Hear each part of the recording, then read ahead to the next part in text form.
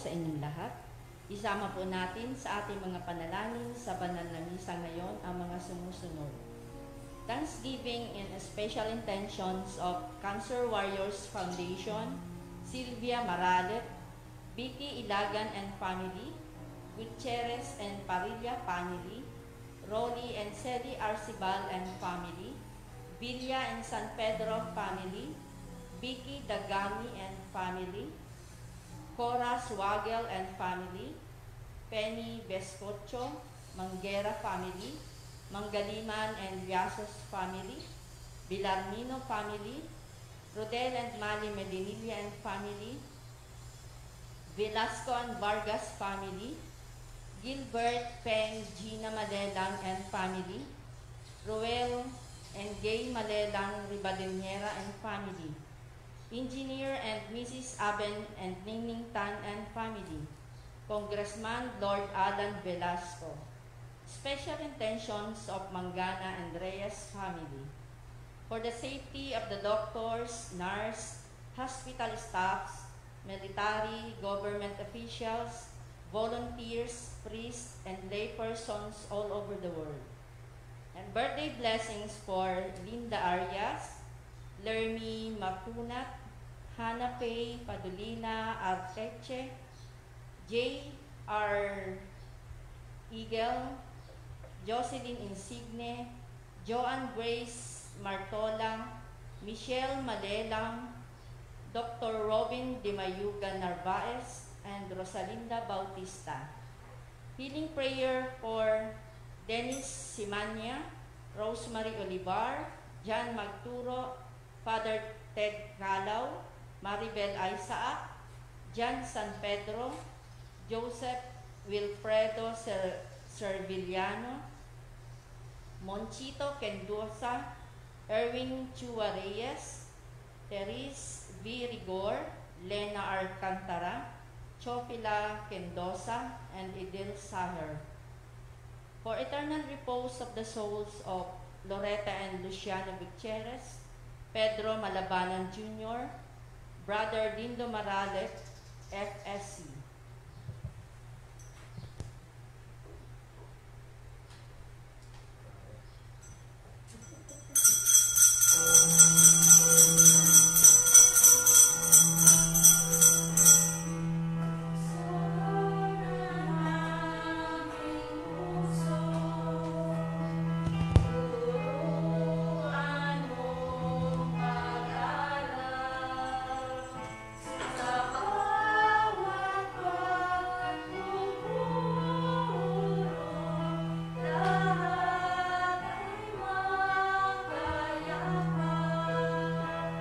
Buksan ang aming isip, sikatan ang liwanag ng kusang matang kilig, tungkuling mabanal.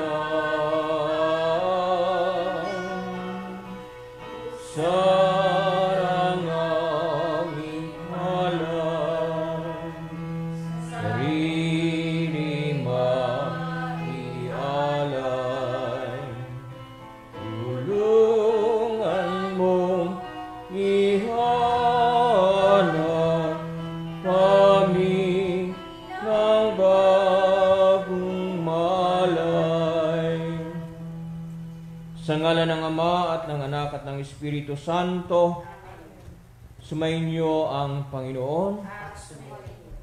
Mga kapatid, aminin natin ang ating mga kasalanan upang tayo maging marapat gumanap sa banal na pagdiriwang. Sinugong tagapagpagaling na sa mga nagsisisi, Panginoon, kaawaan mo kami. Dumating na tagapag-anyayang mga makasalanay magsisi, Kristo, kaawaan mo kami. Nakaluklok ka sa kanan ng Diyos Ama para ipamag-itan kami, Panginoon, kaawaan mo kami. Kaawaan tayo ng makapangyarihang Diyos, patawarin tayo sa ating mga kasalanan at patnubayan tayo sa buhay na walang hanggan. Manalangin tayo. Ama naming makapangyarihan, iniutos mong magtiis kami ng kusang pagpapakasakit upang kagalingan ay aming makamit. Loobin mong kami ay makapagpigil sa pagkakasala upang ang kalooban namin makaganap sa iyong mga utos sa pamamagitan ni Jesucristo kasama ng Espiritu Santo magpasawalang hanggan.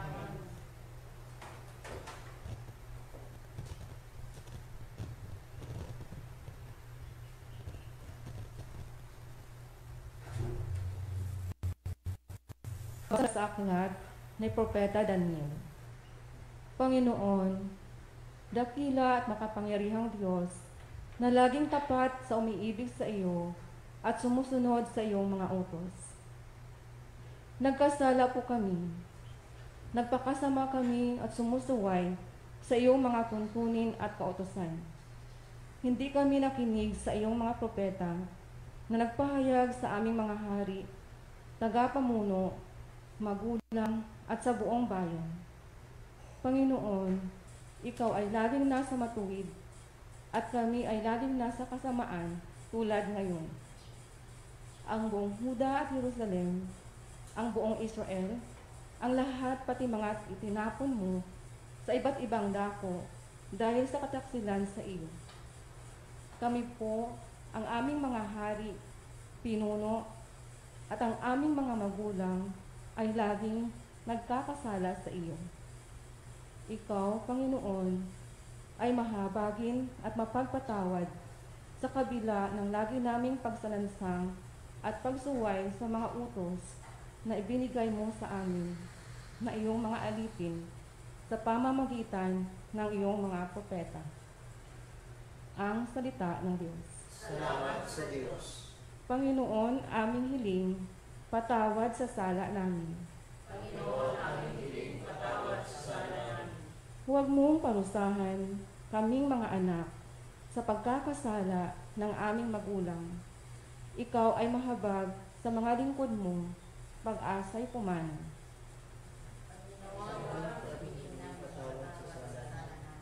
Mahabag ka sana, kami ay tulungan, Panginoong Diyos na tagapagligtas. Dahil sa ngalan mo, kaming nagkasalay, patawaring ganap, at ang pagpupuri sa iyo ng madlay, hindi maglilikat. Panginoon, aming hiling, patawad sa sala namin.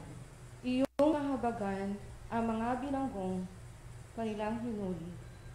Dinggin mo ang daing. Sa taglay mong lakas, iligtas mo silang takdang papatayin. Kaming iyong lingkod mo kaming parang mga tupa sa iyong pastulan. Magpupuring lagit, magpapasalamat sa iyong pangalan.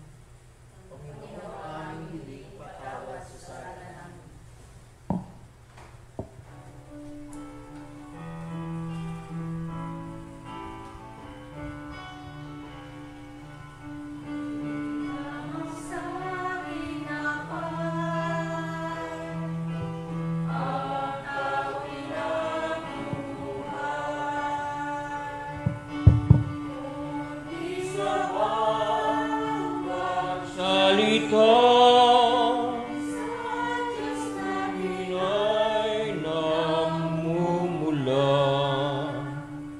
Sumainyo ang Panginoon, ang mabuting balita ng Panginoon ayon kay San Lucas. Noong panahon iyon, sinabi ni Jesus sa kanyang mga alagad, "Maging mahabagin kayo gaya ng inyong ama. Huwag kayong humatol at hindi kayo hahatulan ng Diyos. Huwag kayong magparusa at hindi kayo parurusahan ng Diyos. Magpatawad kayo sa inyong kapwa at patatawarin kayo ng Diyos. Magbigay kayo at bibigyan kayo ng Diyos, gustong takal, siksik, liglig at umaapaw pa ang ibibigay sa inyo, sapagkat ang takalang ginagamit ninyo sa iba ay siya rin gagamitin ng Diyos sa inyo." Ang mabuting balita ng Panginoon.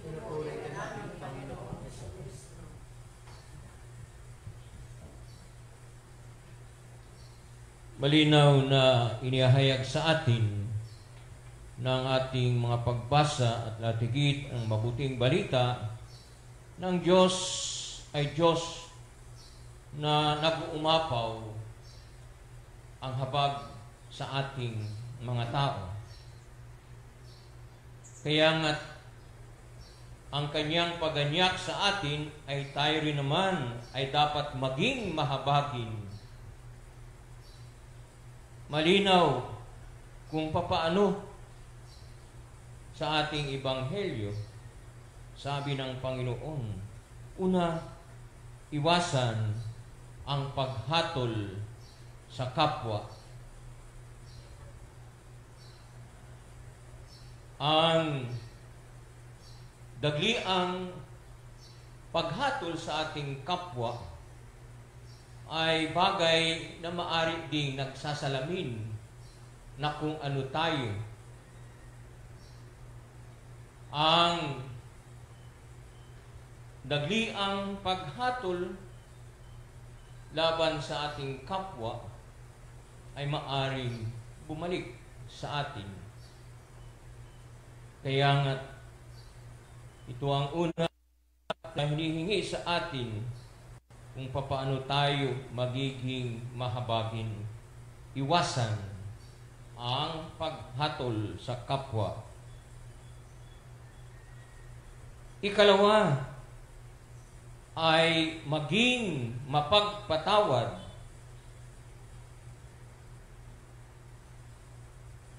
Wala tayong karapatan na hinging pananalangin at higit ng panalangin tinuro sa atin ng Panginoon na humingi tayo ng tawad sa Ama, sa Diyos. Katulad ng pagpapatawad din natin sa ating kapwa. Kung ang Diyos ay nagpapatawad, tayo rin ay maging mahabagin sa pagpatawad sa nagkakamali sa atin, nang sa gayon, yun din ang magiging sukatan ng pagpapatawad at awa ng Diyos para sa ating lahat. At ang ikatlo, maging bukas palad sa mga nangangailangan. Ang kabukasan, pagiging bukas palad ay tanda, sagisag ng papaubaya, pagpapadaloy ng biyaya ng Diyos mula sa ating tungo sa ating kapwa. Kaya nga't ang tanda na ito ay dapat maging tanda rin ng isang tunay na disipulo, tunay na tagasunod ng ating Panginoong Jesucristo.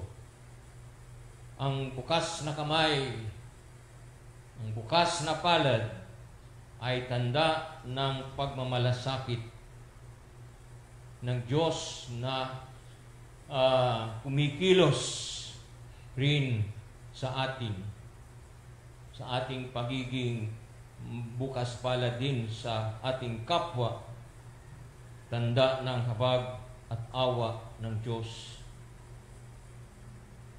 Dalawang bagay ang sinasabi sa ating ebanghelyo na maging mahabagin. At meron din sinasabing huwag kayong magparusa. Dalawang huwag. Tatlong mag.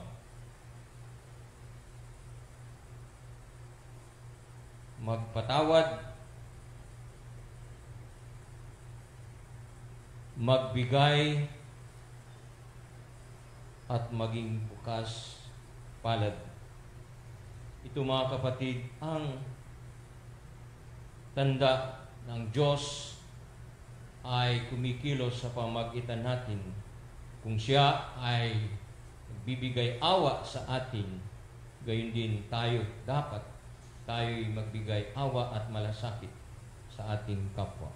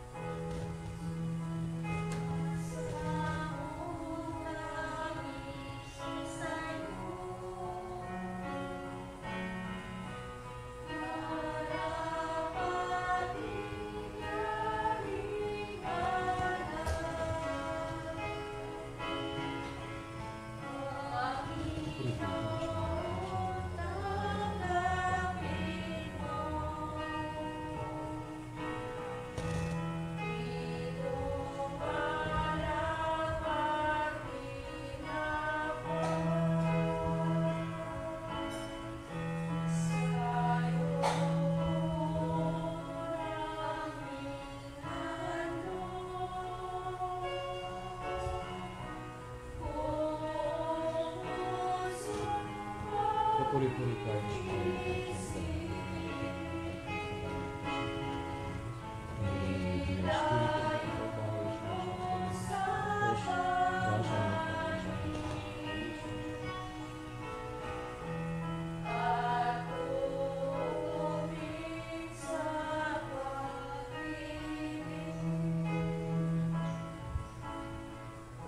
Manalangin kayo mga kapatid upang itong ating handog ay kalugdan ng Diyos amang makapangyarihan.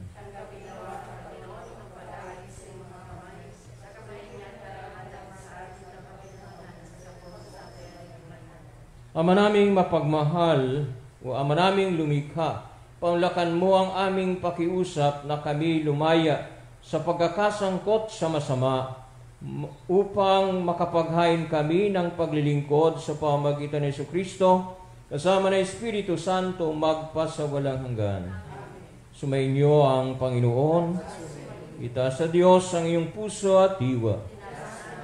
Pasalamatan natin ang Panginoong ating Diyos.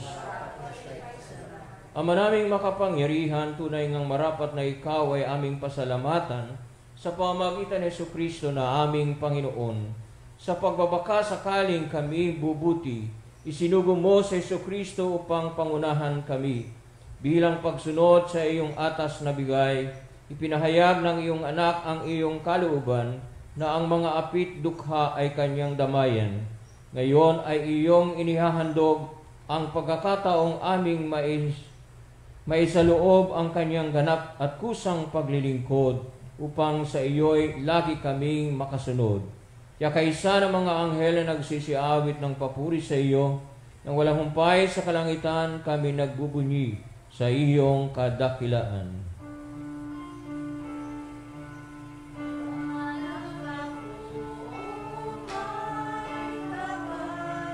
Banal ang iyong pangalan, banal ang iyong kaharian, langit lupa'y napupugay sa iyong kadakilaan. Dinadakila ng lahat ang naparito mo, na siyang nagmulat sa bulag sa pilay, ay nagpalakad at nakira may sa lahat. Ang maraming banal, ikaw ang bukal ng tanang kabanalan, kaya sa pamagitan ng Espiritu, kayo pong banal ang mga kaloob na ito, upang para sa amin ay maging katawan at dugo ng aming Panginoong Hesukristo. Bago niya pinagtiis ang kusang loob na maging handog, hinawakan niyang tinapay, pinasalamatan kanya, pinaghati-hati niya yon, iniabot sa kanyang mga alagad at sinabi, tanggapin ninyong lahat ito at kanin. Ito ang aking katawan na ihahandog para sa inyo.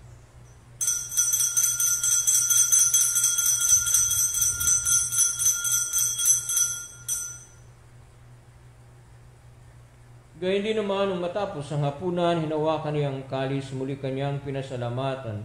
Iniabot niya ang kalis sa kanyang mga lagad at sinabi, "Tanggapin ninyong lahat ito at inumin. Ito ang kalis ng aking dugo, ng bago at walang hanggang tipan. Ang aking dugo na ibubuhos para sa inyo at para sa lahat sa ikapagpapatawad ng mga kasalanan. Gawin niyo ito sa pag-alaala sa akin."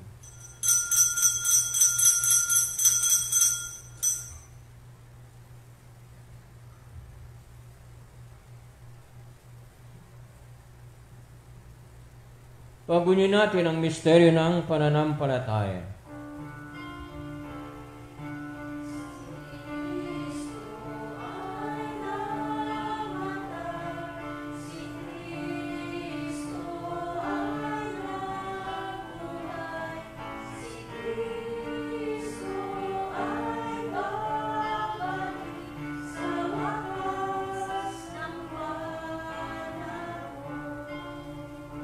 Ama, ginagawa namin ngayon ang pag-alaala sa pagkamatay at muling pagkabuhay ng iyong anak. Kaya't inialay namin sa iyo ang tinapay na nagbibigay buhay, ang kalis na nagkakaloob ng kaligtasan. Kami nagpapasalamat dahil kami minarapat na tumayo sa harap mo para maglingkod sa iyo. Isinasamo namin kaming magsasalo-salo sa katawan at dugo ni Kristo ay mabuklod sa pagkakaisa sa pamagitan ng Espiritu Santo. Amalingapin mo ang iyong simbahang laganap sa buong daigdig. Puspusin mo kami sa pag-ibig kaysa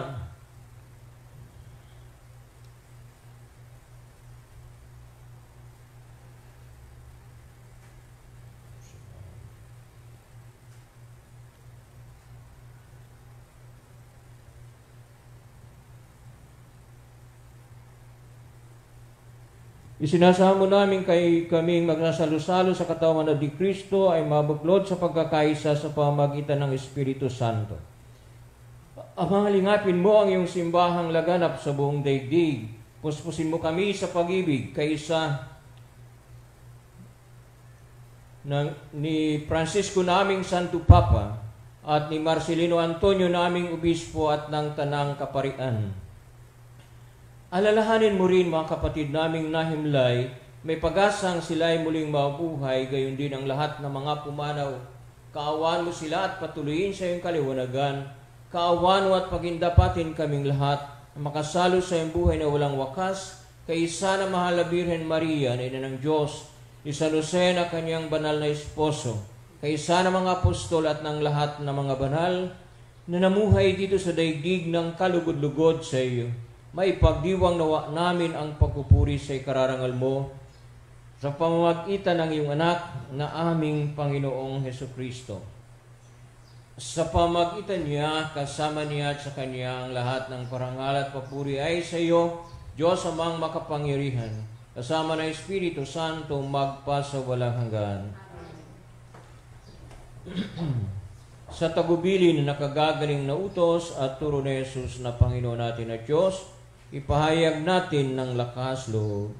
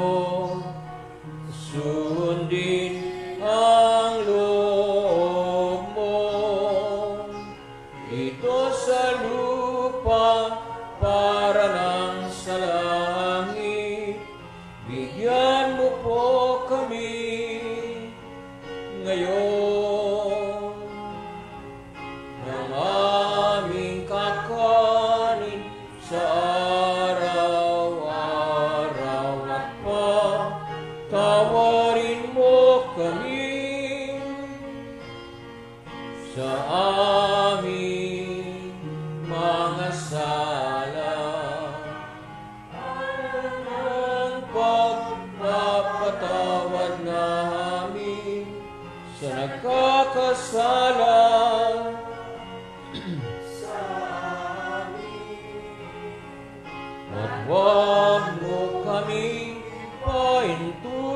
sa tukso at magpayamok kami sa lahat ng masama.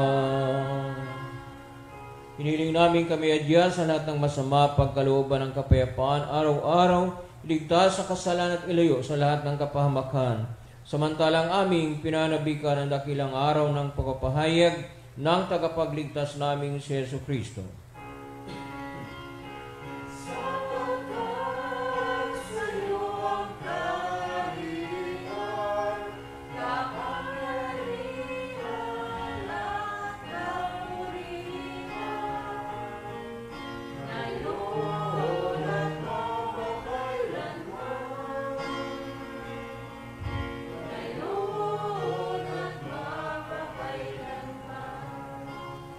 Panginoon Jesucristo, sinabi mo sa iyong mga apostol, kapayapaan ang iniiwan ko sa inyo, ang aking kapayapaan ang ibinibigay ko sa inyo. Tunghayan mo ang aming pananampalataya at huwag ang aming mga pagkakasala. Pagkalooban mo kami ng kapayapaan at pagkakaisa ayon sa iyong kalooban, kasama ng Espiritu Santo magpasawalang hanggan. Ang kapayapaan ng Panginoon ay laging sumainyo. Bigayan tayo at maghangad ng kapayapaan sa isa't isa.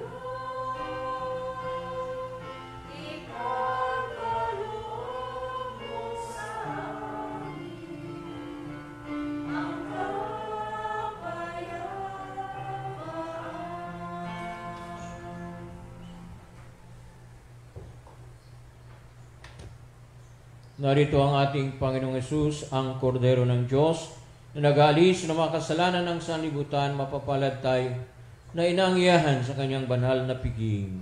Panginoon, di ka dapat.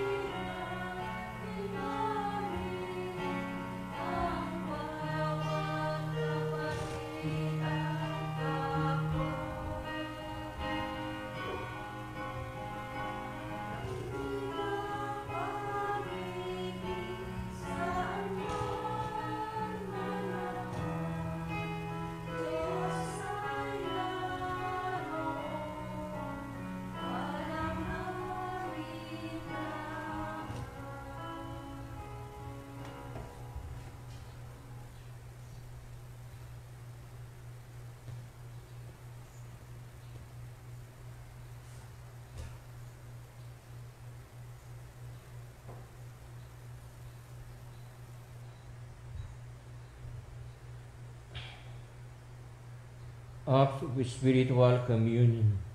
My Jesus, I believe that you are present in the most holy sacrament. I love you above all things, and I desire to receive you into my soul.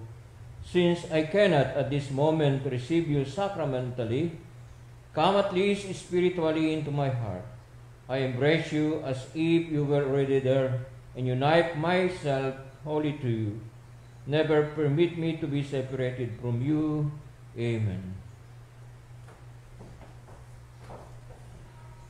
Manalangin tayo.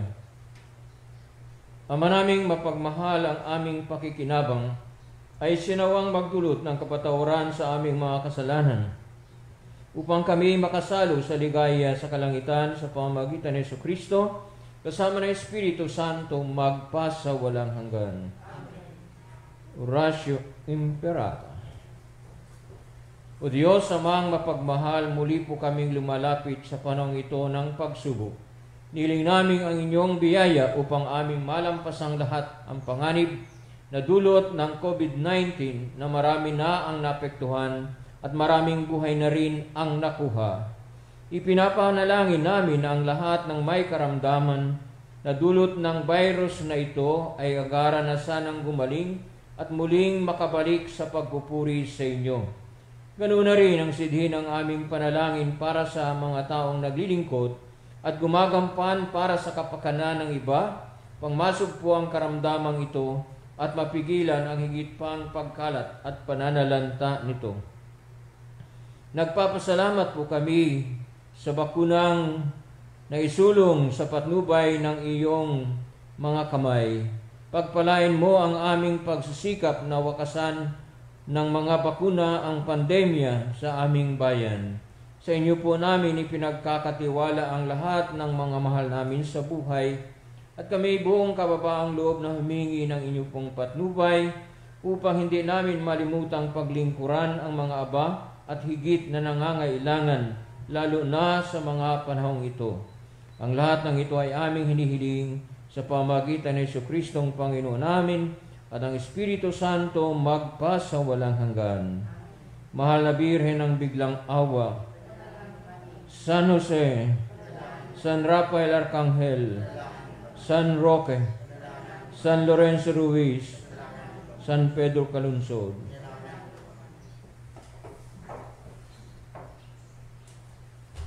Sumainyo ang Panginoon.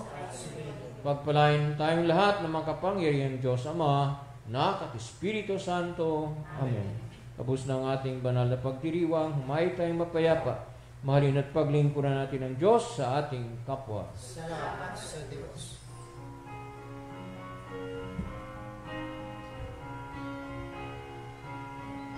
Sino man ang nabuhay para sa sarili